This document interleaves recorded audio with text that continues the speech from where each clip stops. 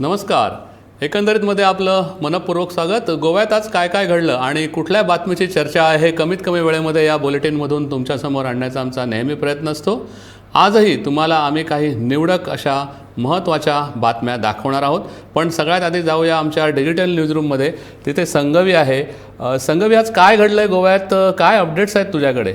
दिनेश, यंदा 2021च्या तुलनेत बारदेश तालुक्यामध्ये डेंग्यूचे जे रुग्ण आहेत ते जास्त आढळलेले आहेत. मागच्या वर्षी 582 आढळले होते आणि तेवढेच आता जवळपास हे रुग्ण आढळलेले आहेत. त्यामुळं त्या ठिकाणी जनजागृती करणार असल्याचं मुख्य वैद्यकीय अधिकाऱ्यांनी सांगितलेलं आहे. दुसरी बातमी आहे ती म्हणजे पेडणे तालुक्यातलं जे कासारवरणे, हळण आणि चांदेल हसापूर ह्या ज्या ग्रामपंचायती आहेत त्यांच्यात निवडणुका होणार आहेत.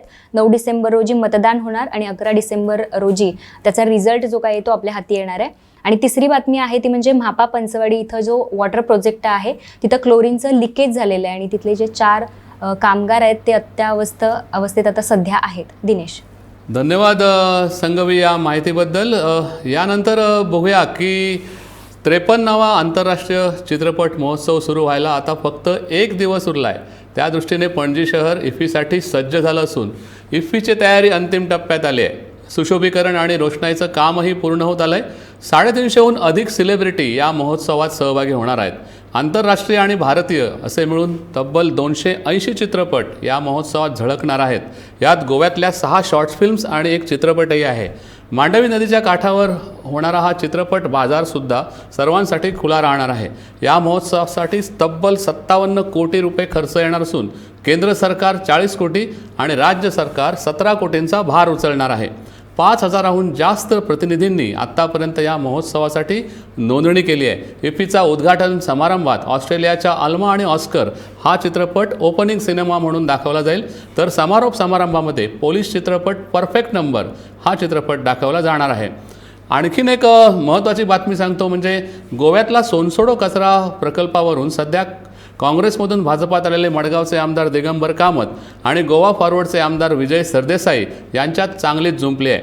याबद्दलचा एक खास रिपोर्ट आम्ही तुम्हाला या बुलेटिनमध्ये दाखवणार आहोत. पण त्याआधी पाहूया कुठच्या बातम्या झाल्यात आजच्या हेडलाईन्स. झारखंडमध्ये स्थानिकांच्या हक्कांसाठी कायदा होऊ शकतो, तर आम्ही मांडलेलं पोगो बिल असंविधानिक का ठरवता? पोगो बिलासाठी लढा सुरूच ठेवणार असल्याचा रिव्होल्युशनरी गोवन्स पक्षाचा निर्धार.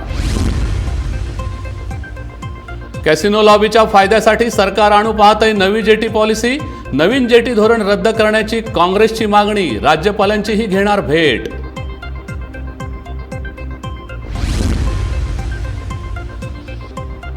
विद्यार्थिनीला ठोकरून वाहन चालक झाला फरार. वास्कोमधल्या शांतीनगर रेल्वे ओव्हरब्रिजवर झालेल्या अपघातात विद्यार्थिनी झाली गंभीर जखमी.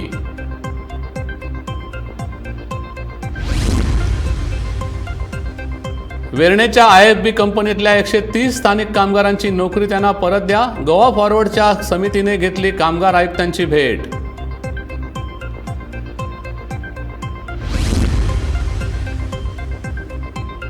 गोवा सरकार काढणार आता मलेरिया नियंत्रण ॲपवर समजणार स्थलांतरित रुग्णांची माहिती आणि औषधोपचार सुद्धा.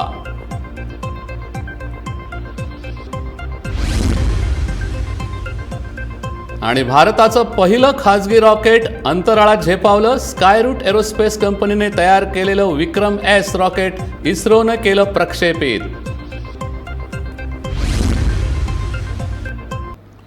आता बातमी बघूया सोनसोडो प्रकल्पावरून सुरू असलेल्या राजकारणाची. मडगावचा सोनसोडो कचरा प्रक्रिया प्रकल्प वायू प्रदूषणासोबतच राजकीय वादाचंही केंद्र झालं आहे. या प्रकल्पावरून मडगावचे भाजपवासी ज्येष्ठ आमदार दिगंबर कामत यांनी गोवा फॉरवर्ड पक्षाचे अध्यक्ष विजय सरदेसाई यांची अक्कल काढताच सरदेसाई चांगलेच भडकलेत. माझी अक्कल काढण्यापेक्षा हिंमत असेल तर चर्चेला आमने सामने या, असं आव्हान सरदेसाई यांनी कामत यांना दिलं आहे. त्यामुळे हा कचरा प्रकल्प आता राजकीय वादाने धुमसू लागलाय. बघूया हा एक खास रिपोर्ट.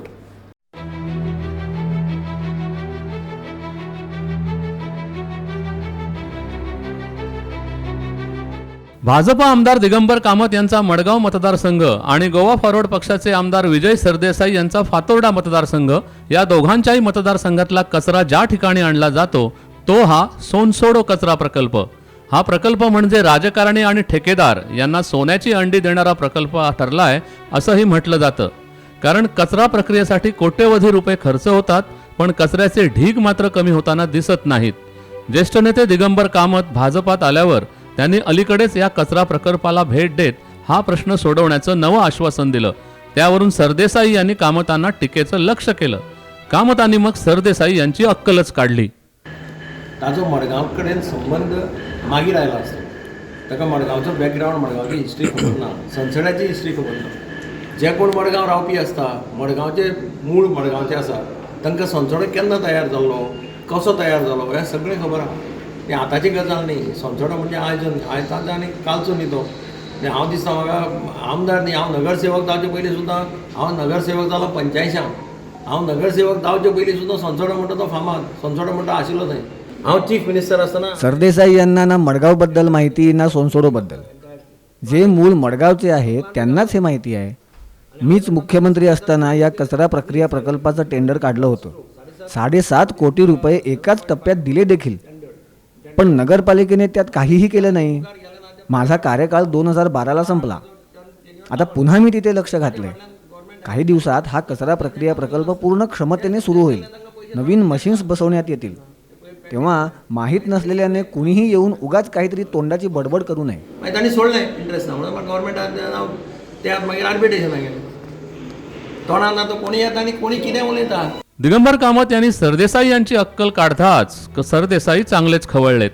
सोनसोडो प्रकल्पाच्या प्रश्नाचं घोंगडं भिजत ठेवण्यात कामतच कसे जबाबदार आहेत असं सांगत, अक्कल कोणाची जास्त आहे हे ठरवण्यासाठी हिम्मत असेल तर मडगावकरांसमोर चर्चेला आमने सामने या, असं आव्हानच सरदेसाई यांनी कामतांना दिलंय. दिगंबर कामत कितें म्हणटा, ना ना कावन्सील आता म्हजे कडेन आयले. दिगंबर कामत आता म्हणतायत की नगरपालिका आता माझ्याकडे आली आहे. याचा अर्थ काय? इतकी वर्ष त्यांच्याकडे नव्हती, कामत सत्तेत नव्हते, मी पण होतो ना सत्तेत. आता तुम्ही भाजपात गेलात म्हणून सगळं काही ठीक होणार आणि तुमची नगरपालिका ते करणार असं म्हणायचंय का तुम्हाला? खरं तर हा तुमच्याच नगरपालिकेचा बोगस कारभार आहे. मला हे माहीत नाही, ते माहीत नाही म्हणून तुम्ही माझी अक्कल नका काढू. तुम्ही पैसे घेऊन भाजपात गेलात. आमचं ज्ञान लोकांना माहीत आहे.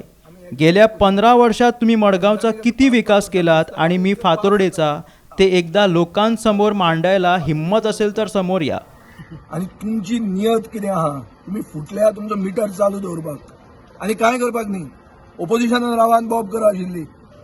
नॉलेज आनी हे तें ताजेर म्हजेर पॉयंट मारनाका. हांव असल्या हाका डिबेटीक ओपन तयार आहा. मडगांवान करुया डिबेट. मडगांव कितें आनी फातोर्डा कितें तें. 15 वर्सांत फातोर्डान कितें जालां आनी मडगांवान कितें जालां तें. मुख्यमंत्री आसतना करुया डिबेट. चल. खरं तर सोनसोडो कचरा प्रकल्पावर तोडगा काढण्यासाठी आतापर्यंत 7 कंपन्यांना ठेका दिला गेला, पण प्रश्न जैसे थेच आहे, किंबहुना तसाच ठेवला गेलाय. त्या विरोधात सिटीजन फॉर सोनसोडो या संघटनेने दाखल केलेल्या याचिकेची दखल घेऊन उच्च न्यायालयाने कचऱ्याचा ढीग फेब्रुवारीपर्यंत उचलावा असे आदेश सरकारला दिलेत. सोनसोडो कचरा प्रक्रिया प्रकल्पाचा विषय उच्च न्यायालयाच्या देखरेखीखाली आहे.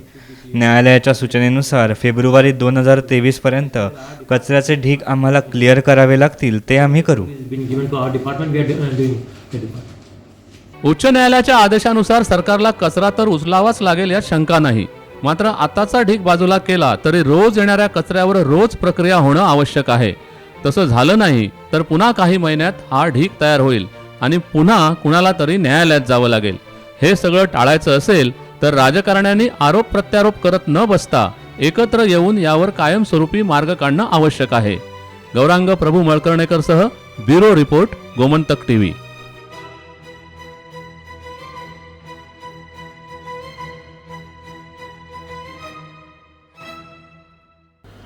एकंदरीत मध्ये आज इतकंच. जाता जाता आठवण करून देतो की गोव्यातल्या ताज्या आणि अचूक माहितीसाठी गोमंतक टीव्ही या आमच्या यूट्यूब चॅनलला जरूर सबस्क्राईब करा.